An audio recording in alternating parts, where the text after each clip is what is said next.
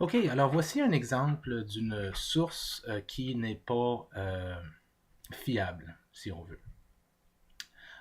J'ai simplement entré dans Google jeux vidéo et violence, par exemple. Et j'arrive ici sur un site où il y a un article dans le sens que quelqu'un a écrit quelque chose. Et on dit les jeux vidéo poussent au crime, point d'interrogation. Donc c'est une question. Puis en lisant ça, on va peut-être avoir l'opinion de quelqu'un. Mais à partir de là, ça nous prend des manières d'évaluer la crédibilité un peu de cette personne-là. Alors on dit que la personne, c'est Oro, O-R-O. Donc là, dès que l'auteur n'a qu'un nom comme ça, là, c'est tout de suite, là, c'est un nom, en fait. Un drapeau rouge. Là. On ne devrait pas vraiment se fier à ça.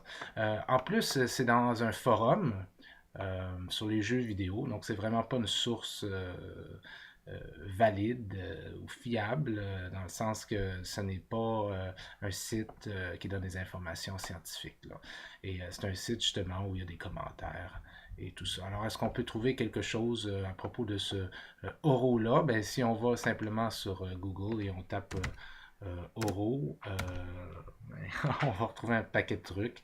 Et ce qu'on se rend compte finalement, c'est que Oro, c'est quelqu'un qui n'a vraiment aucune connaissance en ce qui a trait scientifique, en ce qui a trait au lien possible entre les jeux vidéo et la violence. Donc ça, c'est un exemple où on ne devrait pas prendre. Donc vous ne pouvez pas prendre ceci comme source, vraiment. Euh, et en général, les forums comme ça, là, où il y a de l'information, quelque chose qui se dit, puis ensuite on échange, là, ne sont pas des sources fiables. Donc, ne les utilisez pas.